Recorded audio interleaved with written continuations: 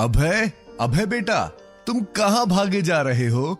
रुको बच्चे, गिर जाओगे, चोट लग जाएगी, रुको।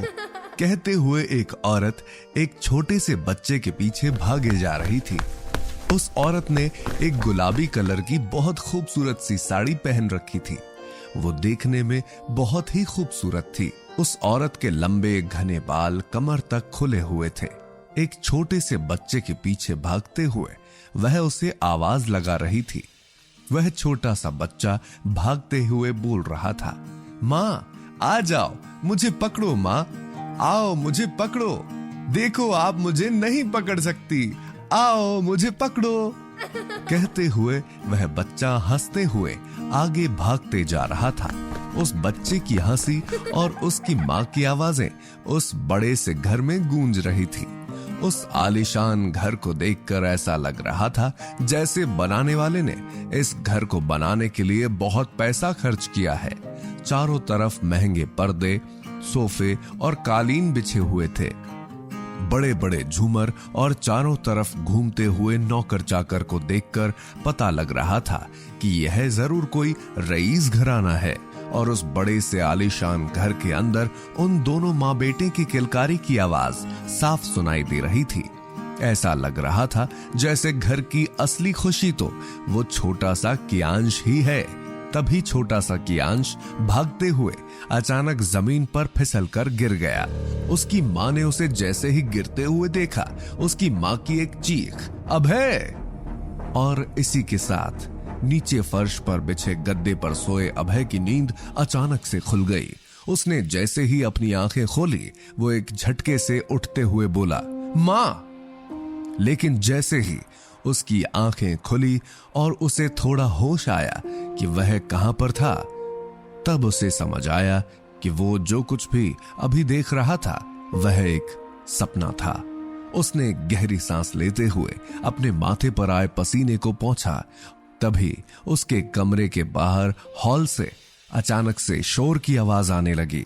उस शोर को सुनते ही कियांश जल्दी से अपनी जगह से खड़ा हुआ और जल्दी से दरवाजा खोलकर कमरे से बाहर दौड़ा।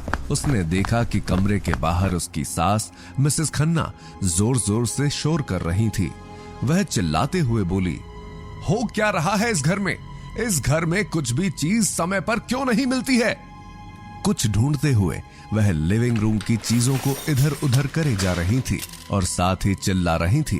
तभी अभय भागते हुए उनके पास आया और बोला, मॉम आप क्या ढूंढ रही हैं?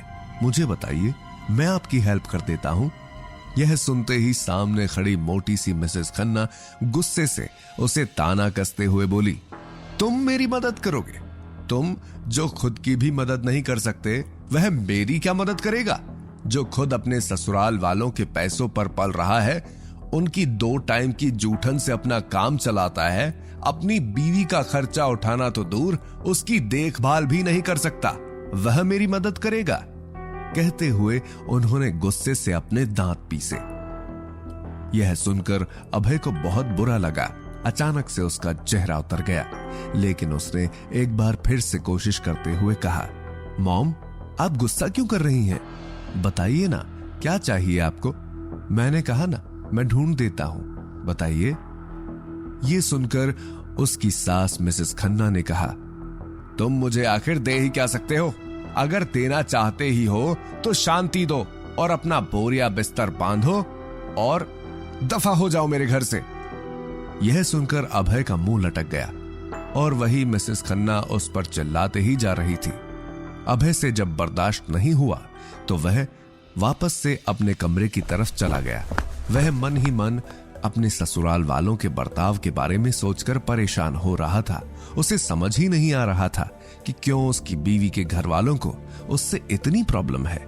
कुछ सोचकर उसने एक गहरी सांस ली और अपने कमरे में जाकर वापस से बेड पर बैठकर वह अपने बीते हुए कल के बारे में याद करने लगा। पिछले 3 साल से वह अपने ससुराल में अपनी बीवी के मायके में रह रहा था। आज तक वह अपनी पत्नी को कुछ भी नहीं दे पाया था। यहां तक कि उसकी बीवी को भी लगता था कि अभय एक नालायक शख्स है जो अपनी जिंदगी में कभी कुछ नहीं कर सकता है। यह सब सोचकर अभय दुखी हो गया था। तभी उसकी नजर सामने लगी घड़ी पर गई। उसने देखा कि घड़ी में करीब 10 बजने को आए थे। यह देखकर वह जल्दी से अपने बिस्तर से खड़ा हुआ और बाथरूम की तरफ भागते हुए खुद से बोला, ओ नो, आज अगर मैं लेट हो गया तो मेरी खैर नहीं। ये सोचते हुए वो जल्दी से बाथरूम की तरफ भागा और कुछ ही देर में तैयार होकर वो ऑफिस के लिए निकल गया। ओबेरॉय रियल एस्टेट कंपनी, जो कि दिल्ली का दिल कहे जाने वाले कनॉट प्लेस की एक बड़ी सी पुरानी इमारत थी। भागते हुए यहां पहुंचने पर अभय ने इस बिल्डिंग को देखकर एक गहरी सांस ली और फिर जल्दी से अंदर की तरफ भागा। तभी उसका एक साथी, जो कि उसी के साथ काम करता था, वो अभय को देखकर हंसते हुए उसके पास आया और बोला, क्यों भाई लेट हो गया? चल कोई बात नहीं, लेट हो गया तो क्या हुआ, आखिर तेरी बीवी तो है ही तुझे बचाने के लिए। वो हमेशा की तरह तुझे इस बार भी बचा ही लेगी। ये कहते हुए उसका साथी, जिसका नाम किशन था, वह उसका मजाक उड़ाते हुए हंसने लगा।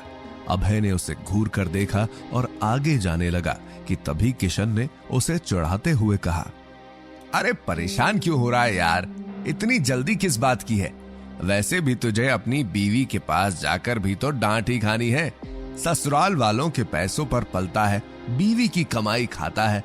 तेरे जैसे इंसान का जिंदगी में पता नहीं क्या होगा। कहते हुए किशन जोर जोर से हंसने लगा। उसकी बात सुनकर आसपास खड़े ऑफिस के और लोग भी हंसने लगे। अभय ने गुस्से से भरी अपनी एक नजर किशन पर डाली और वहां से आगे बढ़ने लगा कि तभी सामने से आते मैनेजर राजेश से टकरा गया।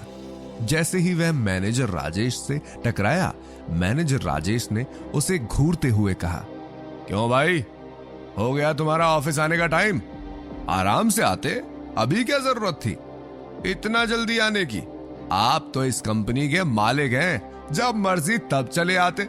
आपको कौन सा किसी की इजाजत की जरूरत है यहाँ आने और जाने से पहले? आखिर कंपनी तो तुम्हारे बाप की ही है। यह सुनकर अभय को भी गुस्सा आने लगा था। उसने गुस्से से मैनेजर राजेश को घूरते हुए कहा, सॉरी सर, लेकिन आप अपनी लिमिट क्रॉस कर रहे हैं। मैनेजर राजेश ने अपने मोटे से पेट पर हाथ फेरते हुए कहा, अच्छा चल कर रहा हूं तो बोल क्या करेगा? और वह सब छोड़, तू मुझे यह बता कि पिछले 3 महीने से तुम मुफ्त की तनख्वाह ले रहा है। तूने आज तक कितने फ्लैट बेचे हैं बता? थोड़ी देर रुककर मैनेजर राजेश फिर बोला, इस कंपनी में तेरी बीवी काम करती है, इसका मतलब यह नहीं है कि कंपनी तूने और उसने खरीद ली है। बहुत हो गया तुम दोनों का, अब नहीं। अब तुझे मैं बताता हूं कि मैनेजर राजेश क्या चीज है। कान खोल कर सुन, मुझे कल सुबह 9 बजे से पहले पहले कम से कम 100 फ्लैट बेच कर दिखा, वरना अपना बोरिया बिस्तर उठा और अपनी बीवी को यहां से लेकर निकल ले।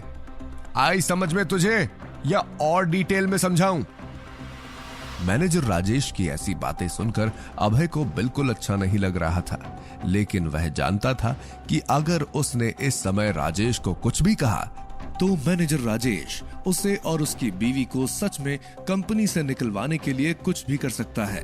और अभय ये भी जानता था कि मैनेजर राजेश बिल्कुल गलत नहीं कह रहा है। अभय अपने और अपनी बीवी के लिए कोई भी मुसीबत मोल नहीं लेना चाहता था, इसलिए उसने मैनेजर राजेश की खरी खोटी बातों को चुपचाप सुन लिया। चारों तरफ खड़े लोग जो मैनेजर राजेश की बातें सुन रहे थे, वो अभय को देखकर उसके मुंह पर ही हंस रहे थे। तभी मैनेजर राजेश ने एक बार फिर से अभय को घूरते हुए कहा, समझ आई तुझे मेरी बात या फिर और अच्छे से समझाऊं? यह सुनकर अभय ने बस हां में अपनी गर्दन हिला दी और मुड़कर वापस से ऑफिस के अंदर जाने लगा। उसके दिमाग में यही चल रहा था कि वह इस बारे में क्या करेगा। तभी उसके कानों में एक बार फिर से मैनेजर राजेश की आवाज पड़ी, कहां जा रहे हो? अभी मेरी बात पूरी नहीं हुई।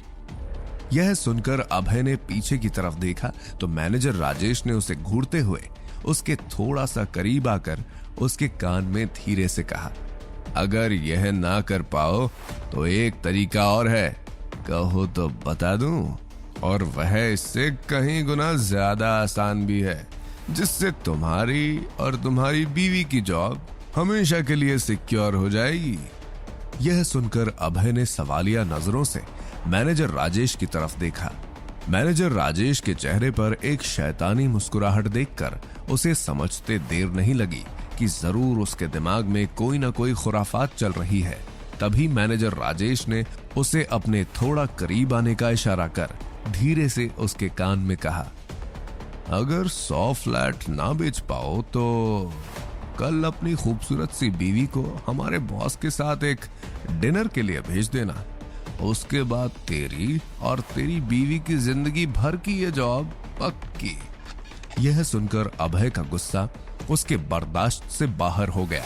उसने गुस्से से मैनेजर राजेश की कॉलर पकड़ी और उसे खींचते हुए बोला, तेरी हिम्मत कैसे हुई यह कहने की। वह आगे कुछ कहता कि तभी उसके कानों में किसी की हील की टक टक की आवाज आई। उसने नजर घुमाई तो सामने एक खूबसूरत सी लड़की, जिसने घुटनों तक की क्रीम कलर की एक सिंपल ड्रेस पहन रखी थी और अपने बालों को पोनीटेल बनाकर बांधा हुआ था। अभय की आंखें उस लड़की की बड़ी बड़ी हिरनी सी आंखों पर रुक गई। तभी उसकी जेब में पड़ा उसका फोन बजने लगा। अभय, जो अभी सामने खड़ी लड़की की आंखों में खोया हुआ था, उसने एक झटके से मैनेजर राजेश का कॉलर छोड़ दिया और थोड़ी दूर जाकर अपनी जेब से फोन निकालकर फोन उठाते हुए बोला, हाँ, कौन बोल रहा है? अभय को फोन पर बात करते हुए देखकर राजेश का गुस्सा 7वें आसमान पर पहुंच गया। उसने उस लड़की की तरफ देखकर अभय की अभी की हुई हरकत के बारे में बोलना शुरू कर दिया। वहीं थोड़ी दूर पर खड़े अभय ने फोन के दूसरी तरफ से आती आवाज को सुना। हेलो सिंघानिया सर, मैं आपका फैमिली एडवोकेट सिन्हा बोल रहा हूँ।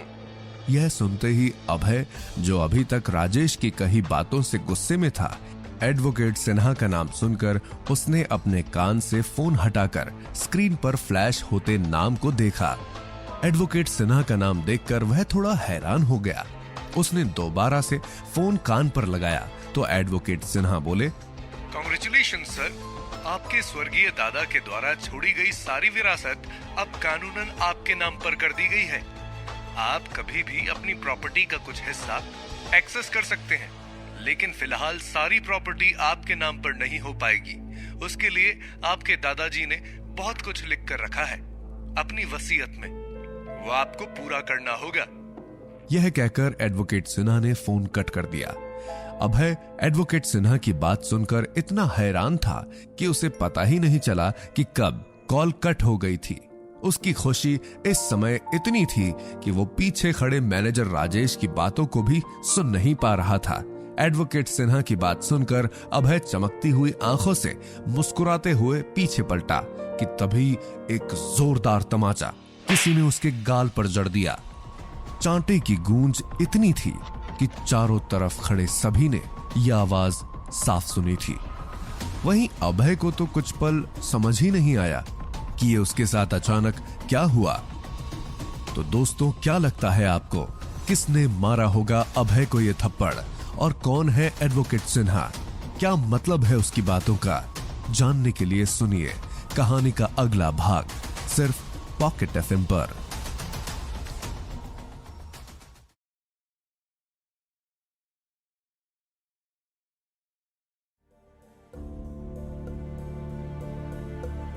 अभय के पीठ पीछे मैनेजर राजेश अभी अभी आई उस लड़की को भड़काते हुए बोला, शिप्रा जी, आप यहाँ? अच्छा हुआ कि आप यहाँ आ गईं। देखा आपने कितना फायदा उठाता है आपकी पीठ पीछे ये आपके स्टेटस का। आपने देखा इसने मुझ पर हाथ उठाया और ऐसा आज पहली बार नहीं हुआ है। हम तो बस आपकी इतनी इज्जत करते हैं, इसीलिए आज तक आपसे कुछ भी नहीं कहा और आज भी नहीं कहते, लेकिन अब आपने देख लिया तो।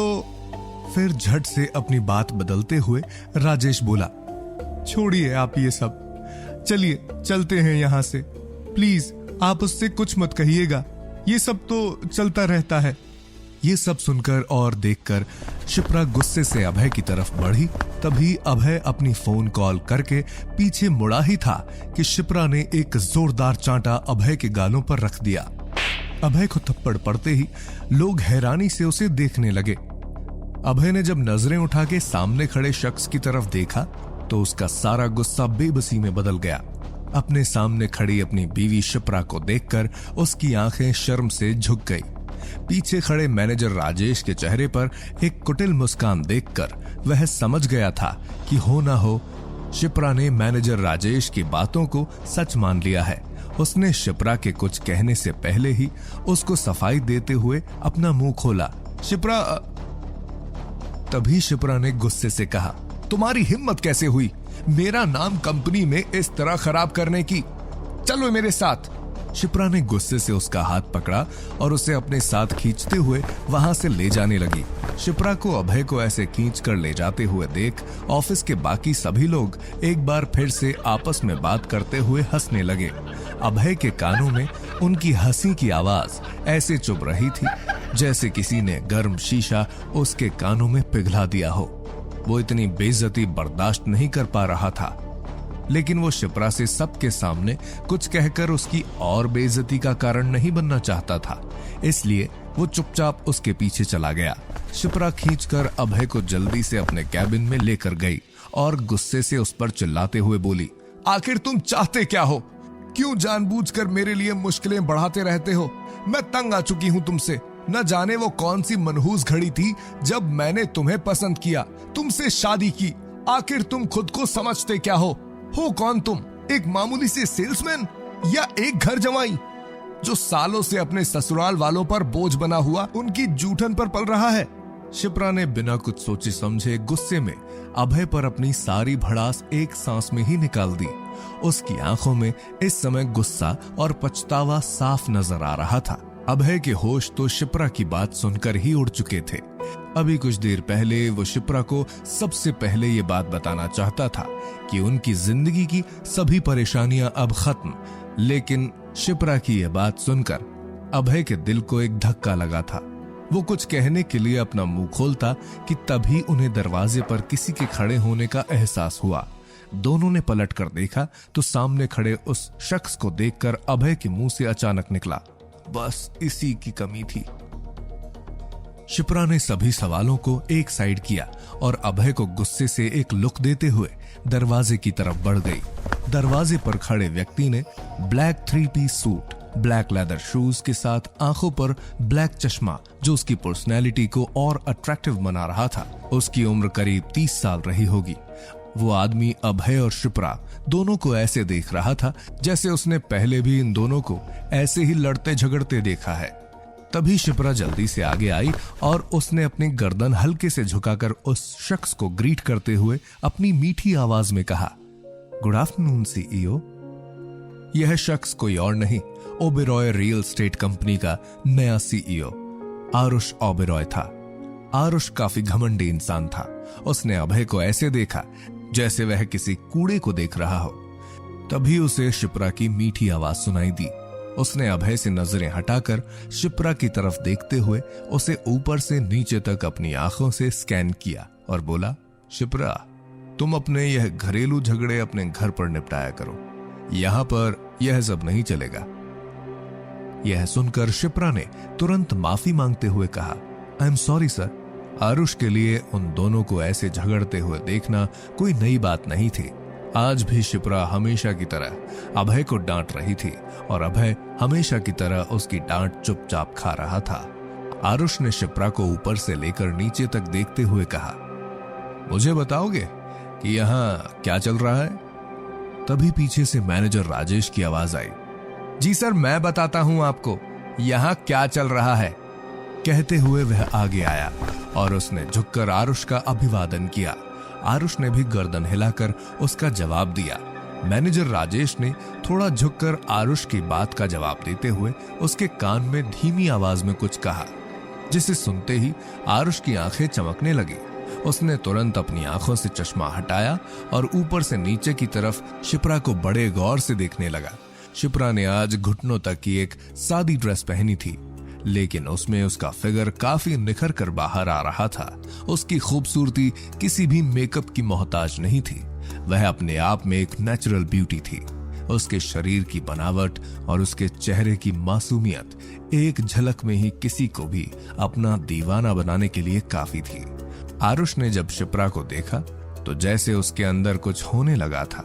वह मन ही मन मुस्कुराया और बोला, शिप्रा, न जाने तुम जैसी खूबसूरत और समझदार लड़की ने इस जैसे आदमी को कैसे पसंद कर लिया। बुरा मत मानना, लेकिन इस जैसा कूड़ा तुम जैसी अप्सरा को बिल्कुल डिजर्व नहीं करता। ये कहते हुए आरुष ने एक नजर अभय पर डाली और अपने कॉलर को सही करते हुए बोला, अच्छा चलो छोड़ो वो सब, मैं बस इतना कहना चाहता हूं कि अगर तुम्हें इस आदमी से कोई जवाब ना मिले तो तुम मुझसे कह सकती हो। मैं सिर्फ तुम्हारे लिए इस आदमी को एक मौका और देने की सोच लूंगा। यह सुनकर शिप्रा थोड़ा खुश हो गई। अभय ने भी यह सुनकर जब आरुष की तरफ देखा तो उसकी आंखों में वासना की भूख साफ दिखाई दे रही थी। अभय की मुट्ठियां अचानक कस गई। वह जानता था कि आरुष अच्छा इंसान नहीं है और उसकी नजर उसकी बीवी पर है। आरुष ने आगे कहा, शिप्रा, क्यों ना तुम कल का डिनर मेरे साथ करो। मैं अपने लिए एक अच्छे पर्सनल असिस्टेंट की तलाश में हूं और मुझे लगता है कि इस डिनर के बाद मेरी वो तलाश पूरी हो जाएगी और फिर हो सकता है कि मैं तुम्हारे पति को भी इस जॉब पर रहने दूं। यह कहते हुए आरुष शिप्रा को ललचाई नजरों से घूरे जा रहा था। शिप्रा भी इस बात से अनजान नहीं थी। वह जानती थी कि आरुष की बात का छुपा हुआ मतलब क्या है। तभी आरुष ने अपनी बात को पूरा करते हुए मजाकिया लहजे में कहा, वैसे शिप्रा काफी ठंड है आजकल। अच्छा होगा अगर कल शाम को तुम मेरे लिए कोई अच्छा सा तोहफा लेकर आओ तो। ये कहते हुए और उसने एक मुस्कान शिप्रा को दी। आरुष की बात सुनकर शिप्रा ने अपने होठों को अपने दांतों तले दबा लिया। वो दोनों आपस में बातों का मतलब बखूबी समझ रहे थे। अभय का गुस्सा अब आसमान छूने लगा था। वह गुस्से से आरुष पर फटने ही वाला था कि तभी शिप्रा ने उसका हाथ पकड़कर उसे रोक लिया और धीरे से उसके कान में फुसफुसाकर कहा, मेरे लिए और परेशानी खड़ी करने के बारे में सोचना भी मत। आरुष की बातों को सुनकर वैसे ही शिप्रा बहुत परेशान हो चुकी थी। वो समझ चुकी थी कि अब उसकी नौकरी खतरे में पड़ चुकी है और वो जल्दी से आरुष को एक्सक्यूज मी बोलकर वहां से चली गई। शिप्रा के जाते ही आरुष ने अभय को घूर कर देखा और उसका मजाक उड़ाने के लहजे में बोला, तुम मुझे ऐसे क्या देख रहे हो? मैंने कुछ गलत कह दिया क्या? वैसे भी तुम जैसे घटिया और गरीब आदमी के साथ रहते रहते बेचारी मासूम सी शिप्रा परेशान हो गई होगी। मैं तो सिर्फ उसे एक अच्छा डिनर और एक खूबसूरत सी रात देना चाहता हूं। अब इस बात पर तुम मुझसे लड़ना चाहते हो? अगर ऐसा है तो ओपन चैलेंज करता हूं मैं तुम्हें, आओ और लड़ो मुझसे। वरना अपनी खूबसूरत सी चांद जैसी बीवी के साथ मुझे एक खूबसूरत सी रात बिताते हुए देखना। अगर तुम चाहो तो मैं तुम्हें उसका वीडियो बनाकर भी भिजवा सकता हूं। आरुष ने बहुत बेशर्मी के साथ अभय से कहा और ये कहकर आरुष हंसते हुए वहां से निकल गया। उसके पीछे ही मैनेजर राजेश भी हंसते हुए वहां से निकल गया। अभय ने गुस्से से अपने हाथ की मुट्ठी बनाई और दीवार पर जोर से घूसा दे मारा। कुछ देर बाद इन सब बातों को सोचते हुए वो वहां से निकल गया। वही शिप्रा जब दोबारा वापस अपने कैबिन में आई तो उसने किसी को वहां न देखकर एक गहरी सांस ली और खुद से ही बातें करते हुए बोली, बस बहुत हो गया, लेकिन अब नहीं। अब मैं अभय के साथ नहीं रह सकती। मैं और इस रिश्ते का बोझ नहीं उठा सकती। अब इस रिश्ते का असर मेरे करियर पर पड़ने लगा है। अभय की वजह से मैं अपना करियर बर्बाद नहीं कर सकती। अब मुझे छुटकारा चाहिए इस सब से। शाम धीरे धीरे ढल रही थी। वहीं दूसरी तरफ ऑफिस से निकलकर अभय खाली सड़क पर बेसुध सा चले जा रहा था। उसकी पिछले 3 सालों की जिंदगी उसकी आंखों के सामने घूम रही थी। एक बहुत ही खूबसूरत शुरुआत की थी उसने और शिप्रा ने। अपनी कॉलेज की पढ़ाई पूरी करने के बाद दोनों ने अपनी मर्जी से शादी की थी, लेकिन कॉलेज खत्म होने के बाद अभय ने जो बिजनेस अपने बलबूते पर खड़ा करने की कोशिश की थी उसमें लॉस आने की वजह से वो बिजनेस ज्यादा दिन नहीं चल पाया। उस डूबते बिजनेस के साथ ही जैसे इन दोनों की जिंदगी में सब कुछ बदल सा गया। अभय और शिप्रा के बीच इस बिजनेस के खत्म होते ही दूरियां आने लगी थी। दोनों का प्यार इन दूरियों में कहीं गुम सा गया था। अभय ने शिप्रा के साथ साथ हर चीज से दूरी बना ली थी और पिछले 3 साल से वो घर पर खाली पड़े हुए अपने ससुराल वालों के ताने सुन सुनकर तंग आ चुका था। और आज शिप्रा का उससे ये कहना कि उसने अपनी जिंदगी की सबसे बड़ी गलती की है अभय से शादी करके, ये बात अभय की बची कुची हिम्मत को तोड़ने के लिए काफी थी। अभय जो सिर्फ शिप्रा के लिए अपनी जिंदगी जी रहा था, वह बेसुध सा सड़क पर चले जा रहा था, बिना किसी की परवाह किए, बेसुध सा। तभी उसे आरुष की कही बातें याद आने लगी। उसकी बातों को याद करते हुए वह गुस्से और बेबसी से भर गया। वो सुनसान सड़क पर बिना चारों तरफ देखे चले ही जा रहा था कि तभी सामने से अचानक एक बड़ा सा ट्रक उसके बहुत नजदीक आ गया और अभय की एक चीख उस सुनसान रात को चीरते हुए निकल गई और इसी के साथ उसकी आंखें धीरे धीरे बंद हो गई। तो दोस्तों, क्या लगता है आपको, क्या ये अभय की जिंदगी का अंत है? क्या आरुष और राजेश की प्लानिंग कामयाब हो जाएगी? क्या शिप्रा अभय को छोड़ने की सोच रही है? क्या अभय शिप्रा को एडवोकेट सिन्हा के फोन के बारे में बता पाएगा? जानने के लिए सुनते रहिए ये कहानी पॉकेट एफएम पर।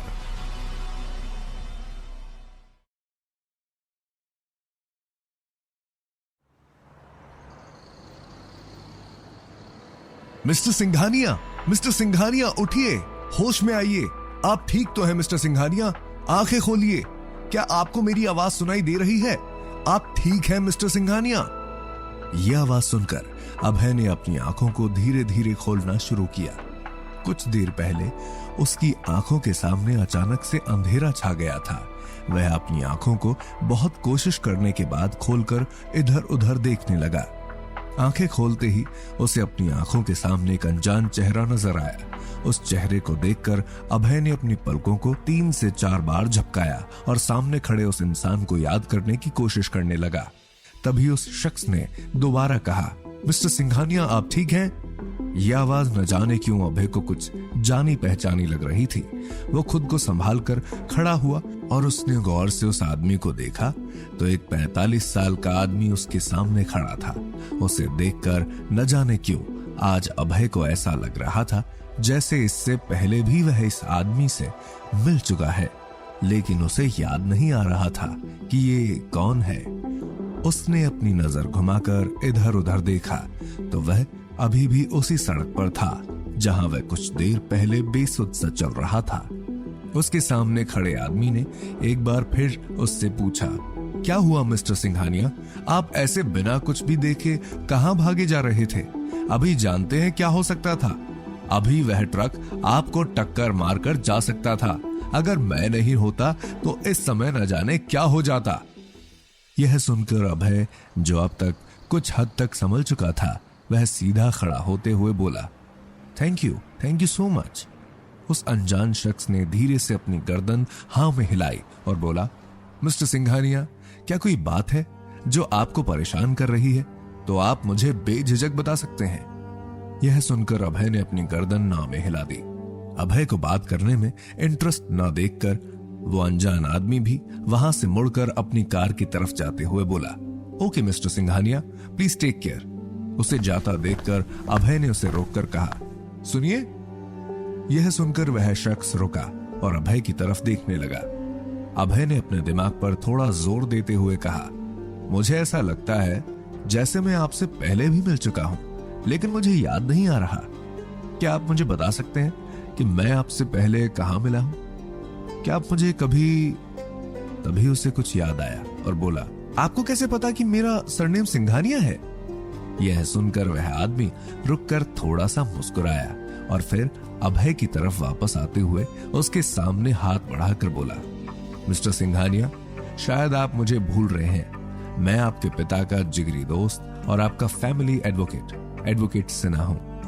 यह सुनते ही अभय को वह फोन कॉल याद आई जो उसे आज दिन में आई थी और तभी उसके सामने कुछ धुंधली सी यादें भी नजर आने लगी, जिसमें मिस्टर सिंघानिया एक आदमी से हंसते हुए कहीं बैठकर बातें कर रहे थे।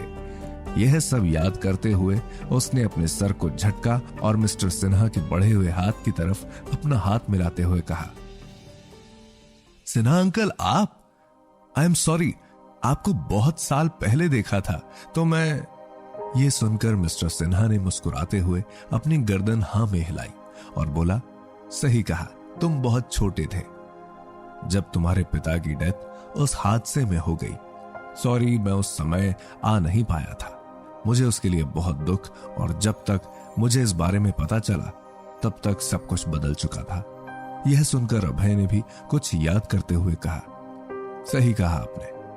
तब मैं सिर्फ 8 साल का था जब पापा हमें छोड़कर चले गए। यह कहते हुए उसकी आंखों में मायूसी नजर आ रही थी। तभी मिस्टर सिन्हा ने उसके कंधे पर हाथ रखकर कहा, बुरा ना मानो तो क्या मैं तुमसे कुछ पूछ सकता हूं? यह सुनकर अभय ने अपनी गर्दन हाँ में हिला दी। मिस्टर सिन्हा बोले, थोड़ी देर पहले तुम इतने बेसुध होकर चल रहे थे कि एक ट्रक तुम्हें आकर टक्कर मारने वाला था और तुम्हें इस बात का कोई होश भी नहीं था। क्या कोई बात है ऐसी जो तुम्हें परेशान कर रही है? तो मैं तुम्हारे पिता समान ही हूं। अगर तुम चाहो तो मुझे इस बारे में बता सकते हो सकता है मैं तुम्हारी कोई मदद कर पाऊं। यह सुनकर अभय ने अपनी गर्दन हाँ में हिलाते हुए कहा, यह सही जगह नहीं है बात करने की। हमें किसी और जगह पर जाकर बात करनी चाहिए। यह सुनकर मिस्टर सिन्हा भी मुस्कुरा दिए। वहीं दूसरी तरफ शिप्रा जब अपने घर पर पहुंची तो उसने लिविंग रूम में अपने बड़े भाई विराट को बैठे हुए देखा। शिप्रा का दिमाग आज बहुत खराब था, इसलिए उसने बिना उससे कुछ कहे अपने कमरे में जाना ही सही समझा। इसलिए वो चुपचाप अपने कमरे की तरफ बढ़ गई कि तभी उसके भाई विराट ने उसे देखकर आवाज लगाते हुए कहा, तुम कहां जा रही हो? शिप्रा उसकी आवाज सुनकर रुक गई, लेकिन उसने बिना विराट की तरफ मुड़े कहा, तुमसे मतलब? उसकी बात सुनकर विराट ने थोड़ा अपनी आवाज को तेज करते हुए कहा, मुझसे मतलब नहीं होगा तो और किससे होगा? वैसे तुम जहां भी जा रही हो मैं तुम्हें बता दूं कि तुम इस घर से निकलने की अब तैयारी कर लो। यह सुनते ही शिप्रा उसकी तरफ पलटी और उसे जलती हुई आंखों से देखते हुए बोली, क्या मतलब है तुम्हारा? आखिर तुम क्या कहना चाहते हो? यह सुनकर विराट भी मुस्कुराते हुए अपनी जगह से खड़ा हुआ और शिप्रा की तरफ बढ़ते हुए बोला, मैं क्या कहना चाहता हूं यह तो तुम्हें भी समझ में आ रहा होगा। चलो अगर तुम भूल गई हो तो मैं याद दिला देता हूं तुम्हें। तुम्हारे उस निठल्ले पति ने वादा किया था कि वह 3 साल से जो रोटियां मुफ्त में इस घर में तोड़ रहा है उसका हर्जाना देगा, और अगर 3 महीने के अंदर अंदर वह इस हर्जाने को नहीं भर पाया तो तुम्हें और उसे ये घर छोड़कर जाना पड़ेगा। याद आया कुछ? हाँ, तो इसके मुताबिक 3 महीने पूरे होने में सिर्फ 1 हफ्ता रह गया है। अब तुम ही बताओ कि तुम खुद अपना बैग पैक कर रही हो या मैं इसमें तुम्हारी कुछ मदद करूं? ये कहते हुए विराट एक जंग जीतने वाली मुस्कान मुस्कुराया। विराट को ऐसे मुस्कुराते देखकर शिप्रा चीखते हुए बोली, तुम होते कौन हो मुझसे ये कहने वाले? अगर तुम भूल गए हो तो मैं तुम्हें याद दिला दूं कि जितना यह घर तुम्हारा है उतना ही मेरा भी है।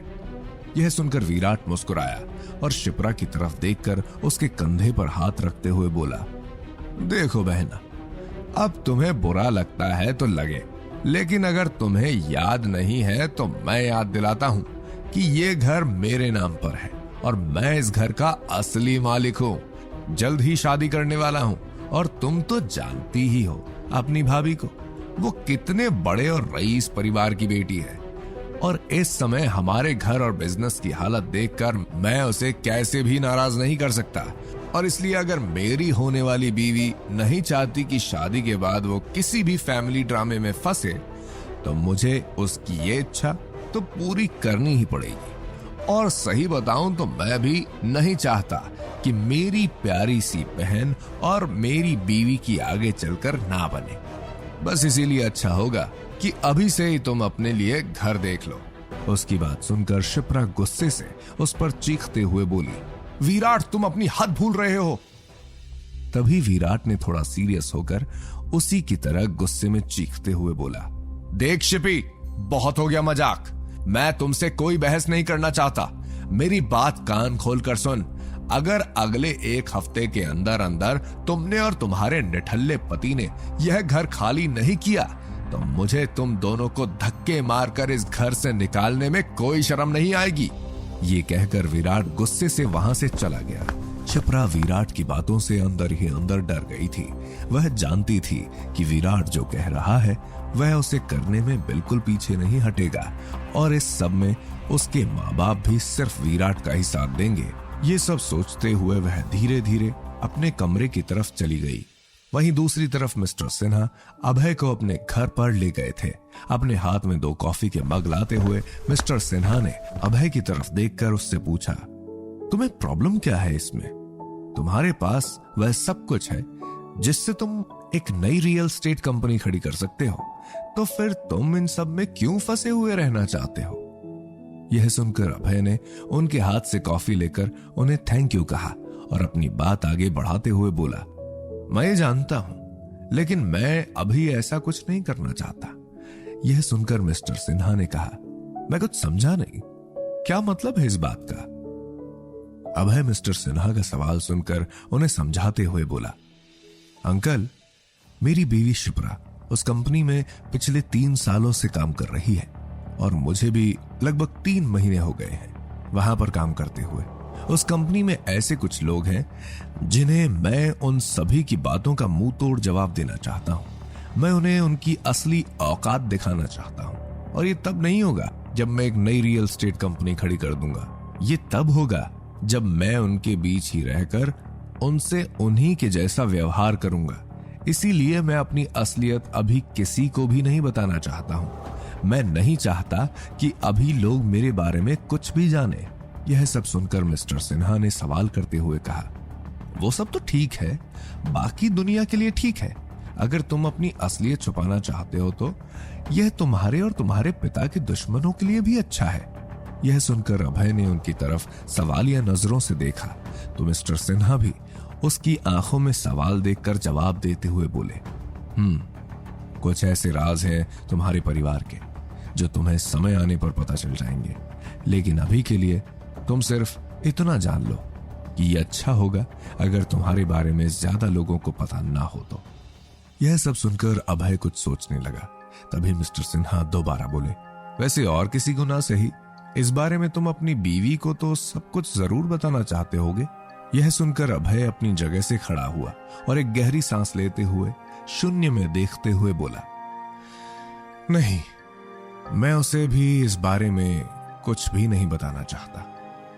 यह सुनकर मिस्टर सिन्हा थोड़े से हैरान जरूर हुए, लेकिन फिर उन्होंने अपनी गर्दन हाँ में हिलाते हुए कहा, ठीक है, मेरे पास एक प्लान है।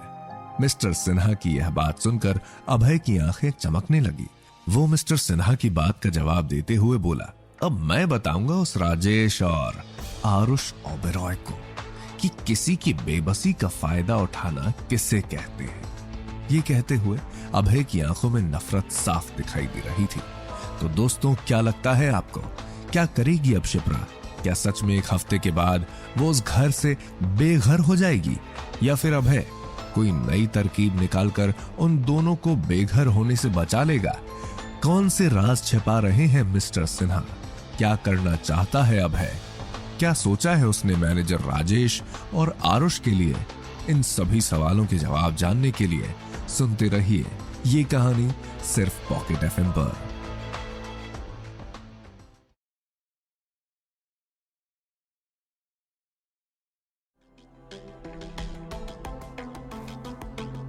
अभय मिस्टर सिन्हा से अपनी बातें खत्म करने के बाद उनके घर से निकल गया, लेकिन वो शिप्रा के घर नहीं गया। उसके घर जाने की बजाय उसने रास्ते से एक टैक्सी ली और ड्राइवर को एक एड्रेस बताते हुए बोला, कपाड़िया रियल एस्टेट कंपनी चलो। कुछ ही देर में वो टैक्सी एक बड़ी सी बिल्डिंग के सामने खड़ी थी। शाम ढल चुकी थी, इसलिए वह बिल्डिंग लाइटों से ऐसे चमक रही थी जैसे आसमान में अनगिनत तारे चमचमाते हैं। चारों तरफ शांति थी, लेकिन बिल्डिंग को देखकर पता लग रहा था कि उसमें अभी भी लोग काम कर रहे हैं। ये बिल्डिंग इंडिया की जानी मानी रियल एस्टेट कंपनियों में से एक थी। दुनिया भर में कपाड़िया रियल एस्टेट कंपनी का नाम था। कपाड़िया रियल एस्टेट कंपनी के मालिक मिस्टर कपाड़िया एक बहुत ही व्यस्त इंसान थे। अभय ने एक नजर उस चमचमाती हुई बिल्डिंग पर डाली और खुद से ही बोला, Kapadia, mister Kapadia, Kapadia real estate company, मैं आ रहा हूं। कहते हुए वो मुस्कुराया और उस बिल्डिंग के अंदर जाने लगा। अभय पहले भी ओबेरॉय रियल एस्टेट कंपनी की तरफ से यहाँ पर कई बार आ चुका था, इसलिए वहां के गार्ड्स ने उसे नहीं रोका। अभय जैसे ही बिल्डिंग की रिसेप्शन में पहुंचा, वहां पर खड़ी लड़की ने उसे ऊपर से लेकर नीचे तक ऐसे देखा जैसे वह किसी फालतू पड़ी चीज को देख रही हो, और फिर उसे इग्नोर कर वापस से अपने फोन में लग गई। उस लड़की का ऐसा बर्ताव देखकर अभय को बहुत गुस्सा आया, लेकिन वो शांत रहा। उसने उस बात को इग्नोर करते हुए वहां रखी रिसेप्शन टेबल पर हाथ से टक टक की आवाज करते हुए कहा, मुझे मिस्टर कपाड़िया से मिलना है। यह सुनते ही वह लड़की अपने फोन से नजरें हटाकर अभय को ऐसे देखने लगी जैसे अभय ने कोई मजाक किया हो।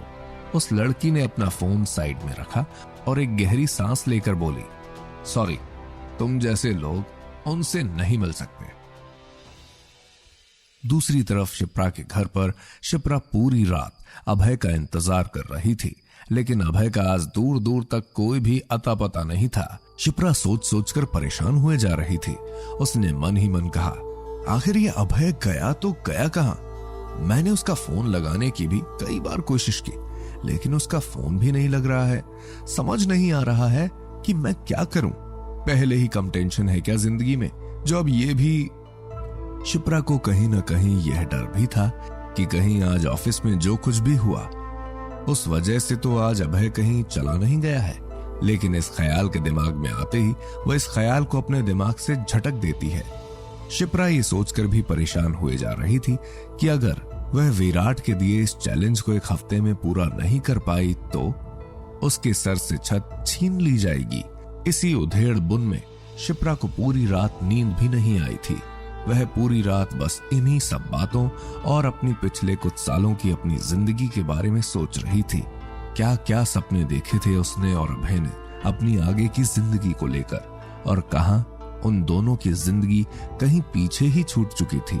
उन दोनों के सपने हमेशा के लिए सपने ही बनकर रह गए थे। शिप्रा की आंखों में इन सभी बातों को सोचते हुए आंसू आने लगे। वो अपने कमरे के बेड पर लेटी हुई इन्हीं बातों के बारे में सोचते हुए कब सो गई उसे इस बात का पता भी नहीं चला। अगली सुबह देर से सोने की वजह से शिप्रा की आंख आज रोज के समय से नहीं खुली थी। सूरज की किरण जब खिड़की से छनकर उसके चेहरे पर पड़ी तब उसने धीरे धीरे अपनी आंखों को खोला। उसने अपनी आंखों को मसलते हुए साइड में पड़ा अपना फोन ढूंढा और टाइम देखा। वो एकदम से शॉक हो गई। फोन में 7 बज रहे थे। वह जल्दी से बेड से उठी और खुद से ही बड़बड़ाते हुए बोली, ओह नो, मैं इतनी देर तक कैसे सो गई? आज तो मैं ऑफिस के लिए लेट हो जाऊंगी। वैसे भी आज ऑफिस में एक नया बखेड़ा मेरा इंतजार कर रहा है। यह कहते हुए उसने अपने बेड के साइड में बिछे गद्दे की तरफ देखा, जहां पर रोज अभय सोया हुआ करता था, लेकिन आज वहां पर कोई भी नहीं था। यह देखकर वह मन ही मन बड़बड़ाते हुए बोली, और यह अभय कहां है आज? इसका कोई अता पता ही नहीं है कल से। उसको मन ही मन कोसते हुए वह जल्दी से उठी और तैयार होने के लिए बाथरूम की तरफ भागी। कुछ देर बाद वह कमरे से तैयार होकर बाहर आई। वो जैसे ही बाहर आई उसने देखा डाइनिंग टेबल पर उसका भाई विराट बैठा हुआ था। उसे देखकर शिप्रा को रात में हुई सारी बातें याद आने लगी। सब याद आते ही वह मन ही मन विराट को घूरते हुए उसे कोसे जा रही थी, लेकिन विराट पर उसके घूरने का कोई असर नहीं हुआ। शिप्रा अपने गुस्से को कंट्रोल करते हुए चुपचाप आकर विराट के सामने वाली कुर्सी पर बैठ गई और अपने लिए ब्रेड पर बटर लगाने लगी। उसने जैसे ही ब्रेड पर बटर लगाकर अपने लिए ग्लास में जूस डाला कि तभी विराट की आवाज उसके कानों में आई, तो बहना क्या सोचा है तुमने? उम्मीद है कि तुमने जरूर कुछ ना कुछ सोच लिया होगा। मक्कारी से मुस्कुराते हुए विराट ने कहा, देखो शिपी, मुझे इतना बुरा भी मत समझो।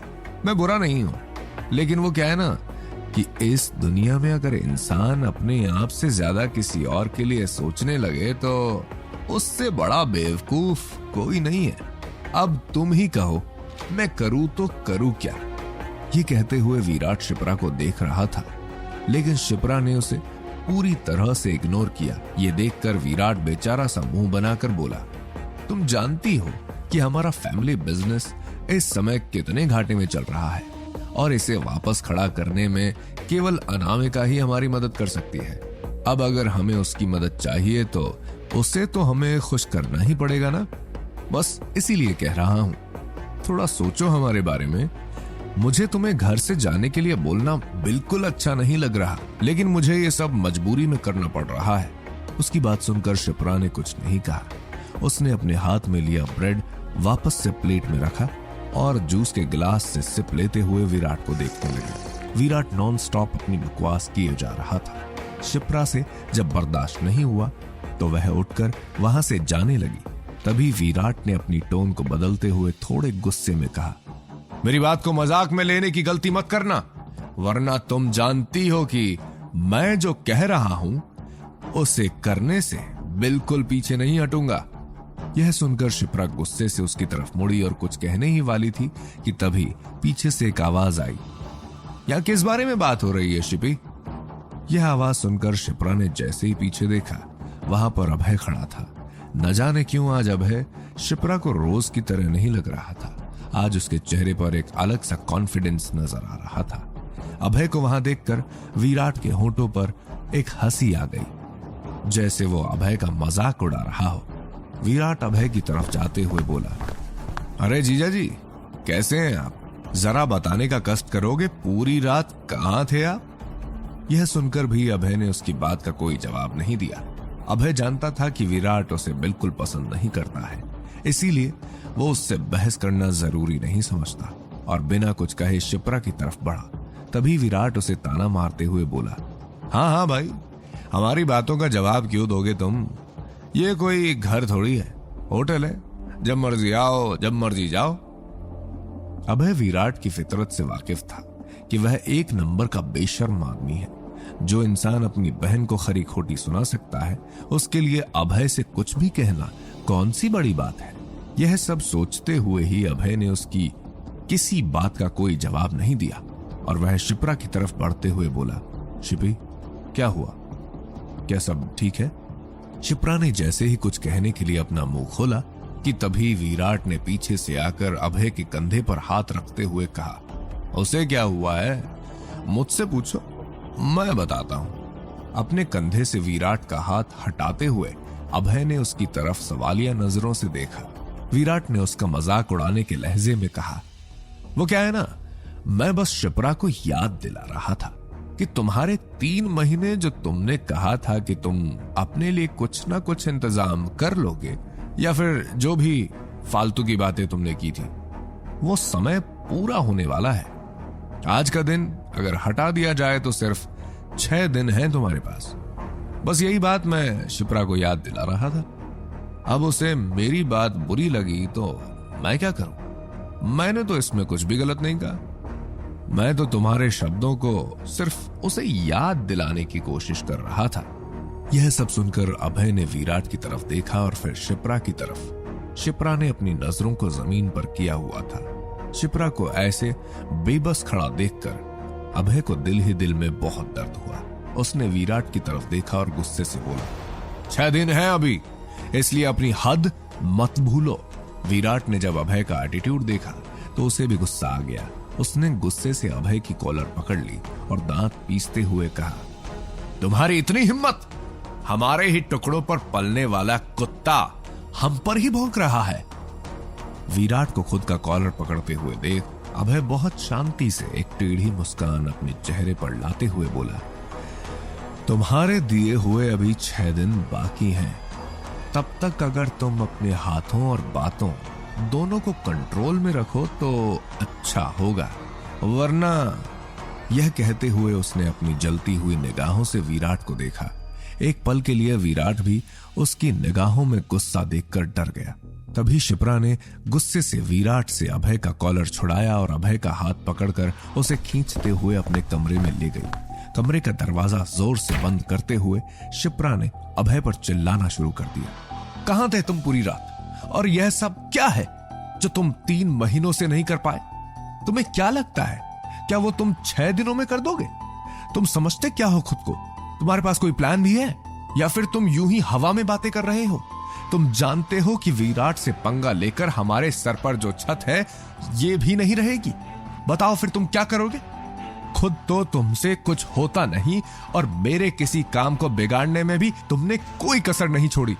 आज सिर्फ तुम्हारी वजह से मेरी जॉब और मेरा घर दोनों ही मेरे हाथों से जाते हुए दिख रहे हैं। शिप्रा की ये सब बातें सुनकर अभय कुछ जवाब देता कि उससे पहले ही उसकी पॉकेट में रखा हुआ उसका फोन बजने लगा। शिप्रा की बातों को इग्नोर कर उसने जल्दी से फोन उठाया और बात करते हुए बोला, हेलो। दूसरी तरफ से किसी ने कुछ कहा। अभय जवाब देते हुए बोला, हाँ 9 बजे ओबेरॉय रियल एस्टेट कंपनी में। ठीक है। यह सुनकर दूसरी तरफ वाले इंसान ने कुछ कहा और तभी अभय ने फोन रख दिया।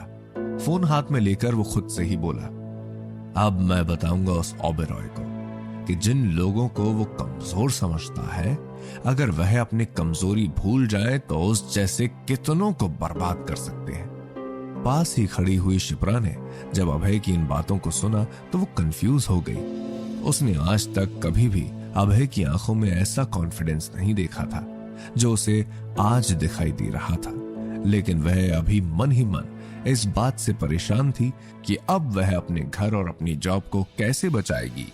तो दोस्तों, क्या लगता है आपको, क्या चल रहा है अभय के दिमाग में?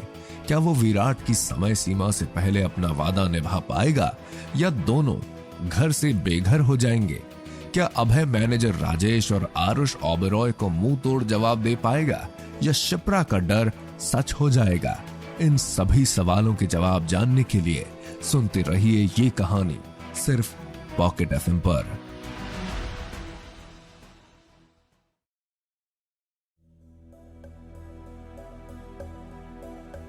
अभय ने जैसे ही फोन रखा, शिप्रा ने उसे कंधे से पकड़कर अपनी तरफ घुमाते हुए कहा, इस सब का क्या मतलब है? आखिर करना क्या चाहते हो तुम? उसे गुस्से से खुद पर चिल्लाते हुए देखकर अभय उसके थोड़ा करीब आया और उसके गाल पर हाथ रखकर उसकी आंखों में आंखें डालकर बोला, शिल्पी प्लीज ट्रस्ट मी, बस एक आखिरी बार मुझ पर भरोसा करो। मैं तुमसे वादा करता हूं कि सब ठीक कर दूंगा, बस एक बार मेरा भरोसा करो। यह सुनकर शिप्रा ने उसके हाथ अपने हाथों से झटक कर हटा दिए और थोड़ा गुस्से में बोली, देखो अभय, मैं पहले ही बहुत परेशान हूं। मेरे सर से छत और मेरे हाथों से नौकरी दोनों ही जाने की कगार पर है। तुम्हें क्या लगता है जो 2 टाइम का खाना हम खा रहे हैं, अगर वह भी हमारे हाथ से छिन जाएगा तो क्या हम जिंदा रहेंगे? जरा बताओ, अगर ऐसा हुआ तो हम क्या करेंगे? बताओ क्या करूंगी मैं तुम्हारे भरोसे का? बोलो, है कोई जवाब तुम्हारे पास? यह कहते हुए उसकी नजर जैसे ही घड़ी पर गई, उसने देखा कि घड़ी में 9 बजने में सिर्फ 20 मिनट बाकी हैं। उसने एक गहरी सांस ली और अभय की तरफ देखते हुए कहा, भरोसे की बात अब हम बाद में करेंगे। फिलहाल मैं तुम्हें याद दिला दूं कि मैनेजर राजेश के तुम्हें टाइम दिए अनुसार केवल 20 मिनट हैं हमारे पास ऑफिस पहुंचने के लिए। यह कहते हुए शिप्रा ने बेड पर पड़ा अपना बैग उठाया और गुस्से से कमरे से बाहर निकल गई। अभय वहीं खड़ा रह गया। अभय आज शिप्रा का भरोसा चाहता था, लेकिन कहीं न कहीं शिप्रा के शब्दों ने उसे ठेस पहुंचाई थी। वह समझ चुका था कि शिप्रा उसकी बातों पर भरोसा नहीं करती है। उसने गहरी सांस लेकर खुद को शांत किया और घड़ी में कांटों को घूरते हुए बोला, आज के बाद ये समय मेरे अनुसार चलेगा। अब समय बदलेगा, मैं बदलूंगा इस समय को। वहीं ओबेरॉय रियल एस्टेट कंपनी में आज रोज के मुकाबले काफी चहल पहल थी। मैनेजर राजेश, जो आज समय से काफी पहले आ चुका था, वह खुशी से फूले नहीं समा रहा था। आखिर 3 महीने से वो जिस ताक में था, वो दिन आज आ चुका था। वो जानता था कि शिप्रा बहुत स्वाभिमानी लड़की है। वह ये जॉब छोड़ देगी, लेकिन खुद को किसी को नहीं सौंपेगी। लेकिन फिर भी आज उसकी हार देखने के लिए राजेश से इंतजार ही नहीं हो रहा था। वह अपने कैबिन में इधर से उधर चक्कर लगाते हुए बार बार किसी न किसी से यह पूछ रहा था कि क्या शिप्रा और अभय आज ऑफिस आए कि नहीं। लेकिन हमेशा की तरह से इस बार भी उसे जवाब ना में ही मिला। घड़ी की सुइयां 9 पर पहुंचने में केवल 5 मिनट थे। अब राजेश से इंतजार नहीं हो रहा था। उसकी इतनी बेचैनी देखकर ऑफिस के स्टाफ में भी बातें चल रही थी। लोग आपस में फुसफुसाकर बातें कर रहे थे। क्या बात है? क्या हुआ है मैनेजर राजेश को? किसी ने जवाब देते हुए कहा, अरे तुम नहीं जानते, जो जाल मैनेजर राजेश ने शिप्रा मैडम और अभय के लिए बिछाया था, वह दोनों ही उसमें फंस चुके हैं। अब देखना यह है कि आज अभय करता क्या है। यह सुनकर एक और आदमी ने कहा, इसमें देखना क्या है, तुम नहीं जानते हो सब को, वह एक नंबर का निठल्ला आदमी है। जिस इंसान ने पिछले 3 महीने में कुछ नहीं किया, तुम्हें क्या लगता है एक रात में उसने क्या कर लिया होगा? और सुना नहीं राजेश ने क्या कहा है? मैनेजर राजेश ने कहा है कि उसे एक रात के अंदर 100 फ्लैट बेचने हैं। यह कोई मजाक है क्या? आज तक इस कंपनी में जिसने आखिरी सबसे बड़ा स्कोर रिसीव किया है वह भी सिर्फ 75 फ्लैट का है। तो लगा लो, इतना बड़ा कॉन्ट्रैक्ट अभय कर पाएगा? तभी दूसरा आदमी हंसते हुए बोला, सही कहा यार तुमने, मतलब ही पैदा नहीं होता इस बात का तो। यह कहते हुए ऑफिस स्टाफ बातें बनाते हुए हंसे जा रहे थे। तभी किसी ने कहा, लेकिन क्या फायदा, उसकी बीवी है ना उसे बचाने के लिए। तभी दूसरे शख्स ने कहा, अरे यार यही तो मजे की बात है, इस बार उन दोनों को मैनेजर राजेश ने कुछ ऐसा फंसाया है, इस बार वो दोनों चाहकर भी इस जाल से बाहर नहीं आ पाएंगे। यह सुनकर दूसरे आदमी ने पूछा, क्या मतलब है इस बात का? उस आदमी ने जवाब देते हुए कहा, बस देखते जाओ, अगर वो फ्लैट नहीं बेच पाया तो उसके साथ साथ आज उसकी बीवी का भी बोरिया बिस्तर बांधना तय है। इसी की ताक में तो राजेश काफी समय से था, और अब जब उसे यह मौका मिल रहा है तो तुम्हें क्या लगता है कि वह इसे ऐसे ही जाने देगा? ऑफिस में खुसर फुसर चल रही थी कि किसी की आवाज आई, अरे देखो शिप्रा मैडम आ गई। जब इस आवाज को सुनकर सभी ने उस तरफ देखा तो शिप्रा अपने माथे पर शिकन लिए ऑफिस के अंदर आ रही थी। उसने जैसे ही चारों तरफ से लोगों को उसे घूरते हुए देखा, वह समझ गई कि सभी आज होने वाले तमाशे का बेसब्री से इंतजार कर रहे हैं। मैनेजर राजेश तक भी शिप्रा के आने की बात पहुंचते देर नहीं लगी। वह जल्दी से अपने कैबिन का दरवाजा खोलकर बाहर की तरफ गया और शिप्रा को दरवाजे से आते देखकर उसका मजाक उड़ाते हुए बोला, क्यों मैडम शिप्रा, कहाँ है आपके पतिदेव? उन्होंने फ्लैट बेचने का इंतजाम तो कर ही लिया होगा। यह सुनकर शिप्रा ने मैनेजर राजेश की तरफ देखा कि तभी पीछे से अभय के कदमों की आवाज आई। उसे देखकर एक बार फिर से लोगों में खुसर फुसर शुरू हो गई थी। ऐसा लग रहा था जैसे लोग इस तमाशे का इंतजार और नहीं कर पा रहे थे। उन दोनों के अंदर आते ही मैनेजर राजेश ने अभय पर भी ताना कसते हुए कहा, आइए आइए, क्या बात है, आज तो आप समय पर आ गए। लगता है सुधर गए हैं, लेकिन क्या फायदा, अब जब नौकरी हाथों से जाने वाली है। चलो छोड़ो, ये बताओ कि क्या सोचा है तुमने? अब क्या तुम अपना बोरिया बिस्तर बांधकर यहाँ से निकलने की सोच रहे हो, या फिर हमारी शर्त के मुताबिक तुम दूसरा ऑप्शन? जैसे ही मैनेजर राजेश ने यह कहा, उसकी नजरें अभय की जलती हुई निगाहों पर गई। अभय गुस्से से उसे घूर कर देखे जा रहा था, जैसे वो आंखों से ही उसे धमकी दे रहा हो कि खबरदार, अगर तुमने इस बार मेरी बीवी का नाम भी लिया। उसकी नजरों को देखकर ही मैनेजर राजेश की बोलती अचानक से बंद हो गई। तभी दरवाजे से आरुष हमेशा की तरह सूट बूट में अंदर आया। उसे देखते ही अभय की मुट्ठियां गुस्से से कस गई। आरुष ने जब सभी को ऐसे भीड़ जमा करके खड़ा हुआ देखा तो मैनेजर राजेश की तरफ देखते हुए कहा, यह सब क्या हो रहा है? यहाँ कोई सब्जी मंडी लगा रखी है क्या? क्या किसी को समझ नहीं आता कि यह रियल एस्टेट कंपनी का ऑफिस है जहां पर तुम लोगों ने ऐसे भीड़ जमा कर रखी है? कुछ काम नहीं है क्या कंपनी में आज? उसे गुस्से में देखकर मैनेजर राजेश उसके पास आया और धीरे से उसके कान में कुछ कहा। उसकी बात सुनते ही जैसे आरुष को कुछ याद आया और तभी शिप्रा को देख शैतानी मुस्कान उसके चेहरे पर साफ दिखाई देने लगी। ये देखकर अभय ने अपनी मुट्ठियों को कुछ इस तरह से दबाया कि उसके नाखून उसकी हथेली में घुस रहे थे। इस समय वो गुस्से से इतना भर चुका था कि उसे अगर एक मौका मिलता तो वह सामने खड़े आरुष ओबेरॉय की जान ले लेता, लेकिन उसने खुद के गुस्से को कंट्रोल किया। तभी शिप्रा की मीठी सी आवाज सभी के कानों में गूंजी। शिप्रा ने धीरे से आरुष ओबेरॉय के पास जाकर उन्हें ग्रीट करते हुए कहा, good morning sir. Sir please आप हम दोनों को एक मौका और दे दीजिए। एक रात में 100 फ्लैट बेचना, आप खुद ही सोचिए, क्या यह मुमकिन है? एक्सपीरियंस से एक्सपीरियंस्ड आदमी भी ऐसा नहीं कर सकता है तो फिर। लेकिन तभी उसकी बात को काटते हुए मैनेजर राजेश ने कहा, नहीं नहीं शिप्रा जी, यह बात तो आपको यह चैलेंज एक्सेप्ट करने से पहले सोचनी चाहिए थी। अब आप ऐसा कुछ नहीं कर सकती हैं। अब इस बात के कहने का कोई मतलब नहीं है। अब देखो, अगर आपने ऐसा कुछ भी कहा तो मैं नाराज हो जाऊंगा। उसने मजाकिया लहजे में कहा और थोड़ा सा हंस दिया। उसे मक्कारी से ऐसे मुस्कुराते हुए देखकर शिप्रा गुस्से से उसे घूरने लगी। वो समझ रही थी कि मैनेजर राजेश आज अपने हाथों से ये मौका बिल्कुल नहीं जाने देना चाहता था, इसलिए उसने शिप्रा को उसकी बात पूरी करने का मौका ही नहीं दिया और अभय की तरफ बढ़ते हुए बोला, तो अभय क्या सोचा है आपने? बताएंगे कहां है आपका क्लाइंट? बोलिए कहां है, या आप अपना बोरिया बिस्तर समेटने आए हैं? यह सुनकर अभय ने अपना मुंह कुछ कहने के लिए खोला ही था कि तभी मैनेजर राजेश ने कहा, रहने दीजिए, आपकी शक्ल देखकर ही पता चल रहा है कि आप अपना चैलेंज पूरा नहीं कर पाए हैं। अरे यह बात तो हम सबको कल ही पता थी। आखिर तुम्हारी औकात ही क्या है जो तुम यह चैलेंज पूरा करने की सोच भी सकते हो? ऐसे सपने देखना भी तुम जैसे लोगों के लिए गुनाह है, और तुम्हें लगा कि तुम ये चैलेंज पूरा कर पाओगे? हमने तुम्हें इतने दिनों तक इस कंपनी में सिर्फ इसलिए झेला क्योंकि तुम शिप्रा मैडम के हस्बैंड हो, लेकिन आज तो तुम्हारी वजह से उनकी भी नौकरी खतरे में है। तो क्या सोच रहे हो अब तुम?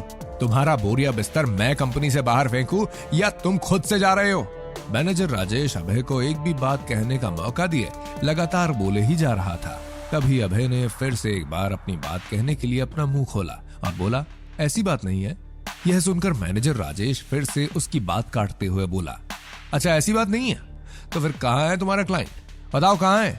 कौन खरीदेगा तुमसे फ्लैट? इस समय तुम हमारा उल्लू बनाने के बारे में सोचना भी नहीं, वरना तुम जानते ही हो कि तुम खुद को कितना भी स्मार्ट क्यों ना समझ लो, लेकिन तुम जैसा इंसान कभी भी स्मार्ट नहीं बन सकता।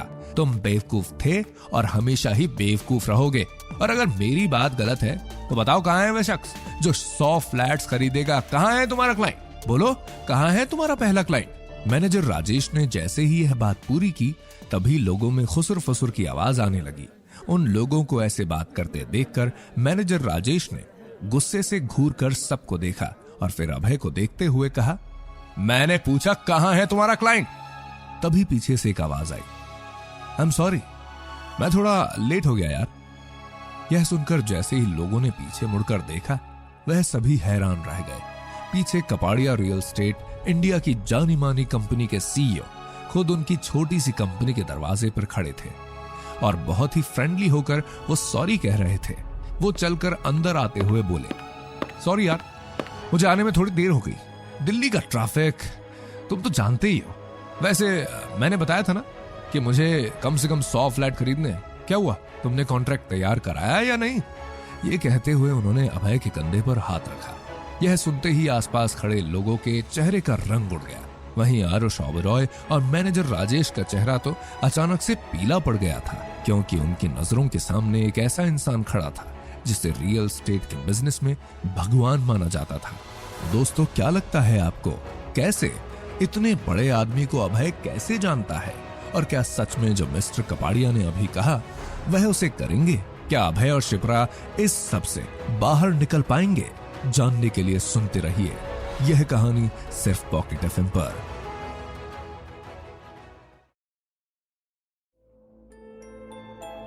नेवी ब्लू कलर का 3 पीस सूट पहने करीब अभय की ही उम्र का एक आदमी अभय के कंधे पर हाथ रखकर खड़ा था। उसे देखकर ही पता चल रहा था कि वो कोई आम आदमी नहीं बल्कि एक जानी मानी हस्ती है।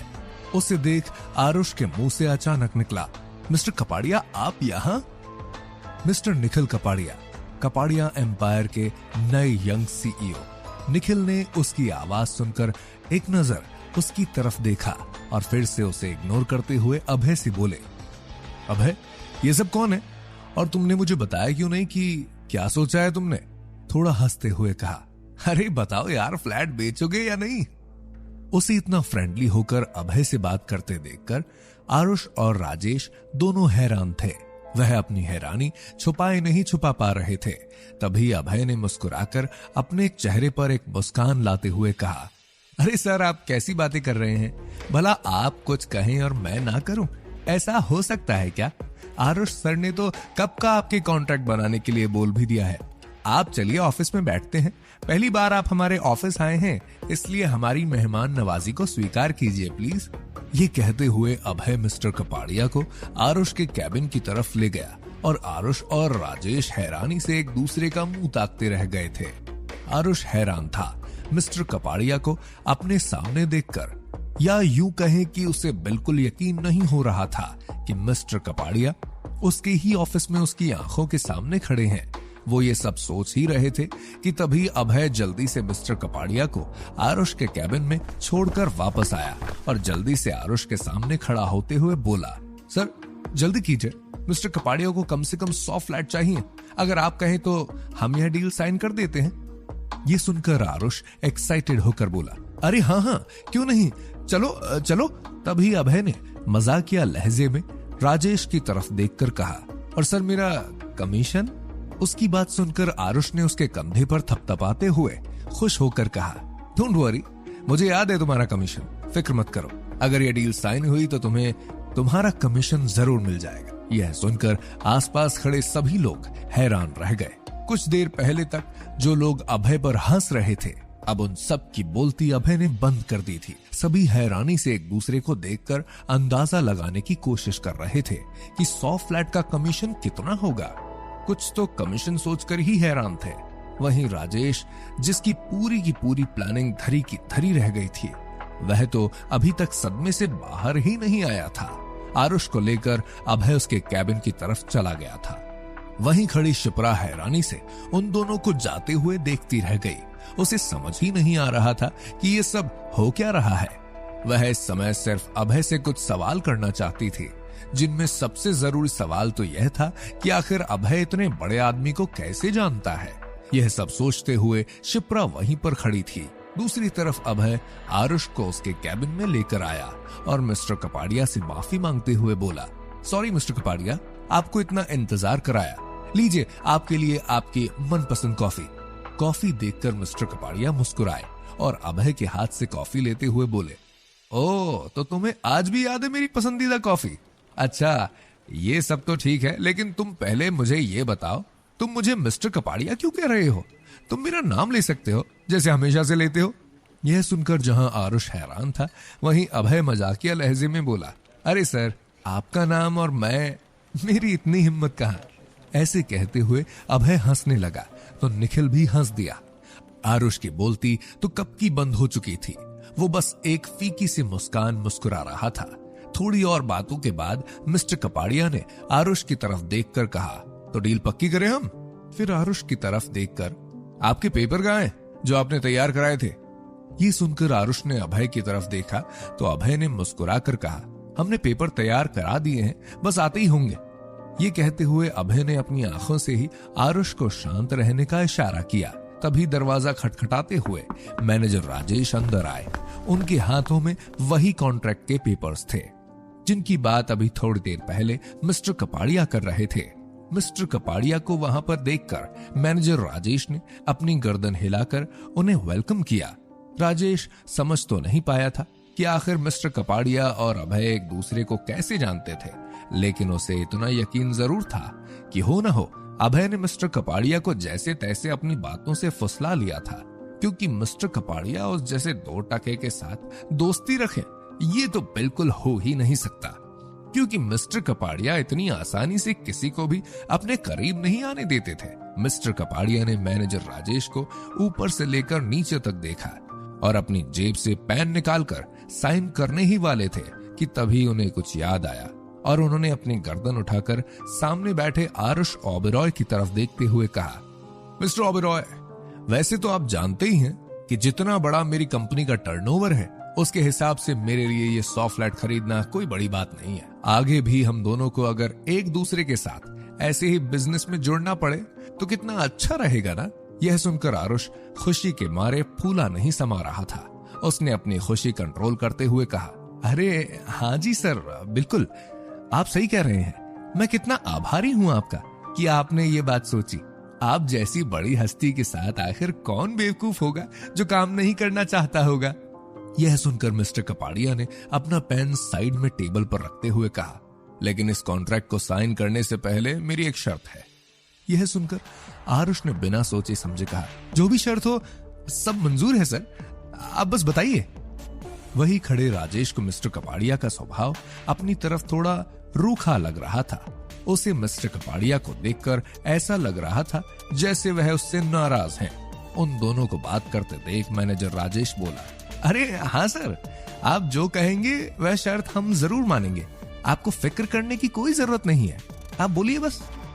यह सुनकर मिस्टर कपाड़िया ने एक नजर मैनेजर राजेश की तरफ देखा और फिर आरुष की तरफ देखकर बोले, मुझे अपनी कंपनी में अपने साथियों के साथ अच्छा व्यवहार करने वाले लोग पसंद हैं, लेकिन आज आपकी कंपनी में आते ही मैंने कुछ ऐसा देखा जो मुझे बिल्कुल पसंद नहीं आया। अभय और मैं एक दूसरे को बहुत अच्छे से जानते हैं। अभय कभी भी किसी की बेइज्जती करना पसंद नहीं करता और ना ही बिना किसी बात के वो किसी से कुछ कहता है, लेकिन आपके मैनेजर ने जिस तरह से आज उससे बात की, ये बात मुझे बिल्कुल भी पसंद नहीं आई। इसलिए मुझे ये जानना है कि आखिर आपके मैनेजर किसी से ऐसे कैसे बात कर सकते हैं। ये कहते हुए मिस्टर कपाड़िया ने मैनेजर राजेश को नाराजगी से देखा। मैनेजर राजेश को अपने ऊपर मंडराता हुआ खतरा साफ नजर आ रहा था। तभी आरुष ने अपना इंप्रेशन जमाते हुए कहा, आपको फिक्र करने की जरूरत नहीं है मिस्टर कपाड़िया, मैं आपकी बात समझ रहा हूं और सही पूछो तो मैं भी यही सोच रहा था। मेरी कंपनी में कोई भी किसी की बेइज्जती इस तरह से करे, ये मुझे बिल्कुल बर्दाश्त नहीं है, इसलिए आपको फिक्र करने की जरूरत नहीं है। मैनेजर राजेश का आज आखिरी दिन होगा इस कंपनी में और मैं ध्यान रखूंगा कि पूरी दिल्ली में भी उसे कोई और काम ना मिले। यह सुनते ही मैनेजर राजेश के पांव तले से जैसे जमीन खिसक गई हो। वो खड़ा बस आरुष की बातों को कुछ देर तक समझने की कोशिश करता रहा। वहीं खड़ा अभय मैनेजर राजेश को घूरे जा रहा था। मैनेजर राजेश ने एक बार फिर बोलने की कोशिश करते हुए कहा, सर ये आप क्या कर रहे हैं? तभी उसकी बात काटते हुए मिस्टर कपाड़िया ने कहा, क्या तुम इतना भी नहीं जानते कि जब दो सीनियर बात कर रहे हो तो जूनियर को चुप रहना चाहिए? तभी आरुष बोला, राजेश मुझे कोई बहस नहीं चाहिए। मिस्टर कपाड़िया का यह कॉन्ट्रैक्ट साइन हो उससे पहले अच्छा होगा अगर तुम अपना बोरिया बिस्तर बांध लो तो। यह सुनते ही मैनेजर राजेश के होश उड़ गए। वो इतने सदमे में था कि उसे पता भी नहीं चला कि आरुष ने उसे वहां से जाने को कहा है। आरुष ने उसे वहीं पर खड़ा देखकर थोड़ी तेज आवाज में दोबारा कहा, मैंने कहा जाओ यहां से। यह कहते हुए उसने अभय को इशारा किया। अभय ने आरुष का इशारा समझते हुए हाँ में गर्दन हिलाई और मैनेजर राजेश को पकड़कर वहां से बाहर ले गया। उन दोनों के जाने के बाद कैबिन में मिस्टर कपाड़िया और आरुष एक दूसरे से कॉन्ट्रैक्ट को लेकर बातें कर रहे थे। आरुष को तो इस बात का अंदाजा बिल्कुल भी नहीं था कि अभय ने कॉन्ट्रैक्ट कब तैयार कराया और इसमें क्या क्या लिखा है, लेकिन इस समय आरुष मिस्टर कपाड़िया को नाराज नहीं कर सकता था, इसलिए उसने जो हो रहा था उसे चुपचाप होने दिया। दूसरी तरफ अभय मिस्टर राजेश को खींचकर बाहर लाया और इसे थोड़ी देर पहले जहां अभय खुद खड़ा था वहीं खड़े करते हुए तेज आवाज में बोला, सुनाई नहीं दे रहा तुम्हें? क्या कहा सर ने अभी? अपना बोरिया बिस्तर बांध लो और दफा हो जाओ यहां से। जैसे ही अभय की आवाज वहां पर गूंजी, आसपास के सारे लोग फिर से वहीं इकट्ठा हो गए। वह सभी पहले से ही मिस्टर कपाड़िया के कंपनी में आने की वजह से हैरान थे और अब यह सुनकर कि मैनेजर राजेश को कंपनी से निकाल दिया है, यह सुनकर तो जैसे उन सबका हैरानी से मुंह खुला का खुला रह गया था। वहीं कुछ लोग इस बात को लेकर बहुत खुश भी थे जो मैनेजर राजेश की धमकियों से परेशान रहते थे। उनका तो जैसे खुशी के मारे कोई ठिकाना ही नहीं था। मैनेजर राजेश ने कुछ कहने के लिए अपनी जबान खोली ही थी कि तभी अभय ने धीरे से उसके कान के पास जाकर कहा, क्या कहा था तुमने? मुझे कंपनी से बाहर धक्के मारकर निकाल दोगे और मुझे मेरा बोरिया बिस्तर उठाने में तुम मेरी मदद करोगे? अब मैं बताता हूं तुम्हें। कहते हुए अभय ने वहां खड़े एक चपरासी को इशारा किया और बोला, सुनील, मैनेजर राजेश के कैबिन से उनका सारा सामान लेकर आओ और धक्के मारकर बाहर निकाल दो इन्हें और इनके बोरिया बिस्तर को, और अगर तब भी ये यहां से ना जाए तो मुझे बता देना। और ये कहते हुए अभय मुस्कुराया और जाने लगा कि तभी मैनेजर राजेश थोड़ा गुस्से से बोला, तुम्हारी इतनी हिम्मत कि तुम मुझे यहां से बाहर फेंकोगे? याद रखना, आज की ये बेइज्जती तुम्हें बहुत महंगी पड़ेगी। उसकी बात सुनकर अभय ने भी उसकी आंखों में देखते हुए गुस्से से कहा, आज से बल्कि अभी से मैंने सस्ती चीजों का शौक रखना भी छोड़ दिया है। और फिर राजेश के थोड़ा करीब आकर उसे एक लुक देते हुए बोला, अब मैं चलता हूं और तुम अपना रास्ता नापो। ये कहते हुए अभय वहां से चला गया। मैनेजर राजेश के साथ साथ शिप्रा भी पास में खड़ी उसे जाते हुए देखती रह गई। उसने जो कॉन्फिडेंस आज अभय के चेहरे पर देखा था वह उसे पहले कभी भी दिखाई नहीं दिया था। दोस्तों, कैसा लगा आपको आज का ये एपिसोड? हमें कमेंट करके जरूर बताइए। आज मैनेजर राजेश पर उसी का दांव उल्टा पड़ गया, लेकिन एक मामूली से इंसान अभय ने यह कैसे कर दिखाया? आखिर क्या है अभय की असलियत? कौन है अभय? जानने के लिए सुनते रहिए ये कहानी सिर्फ पॉकेट एफएम पर।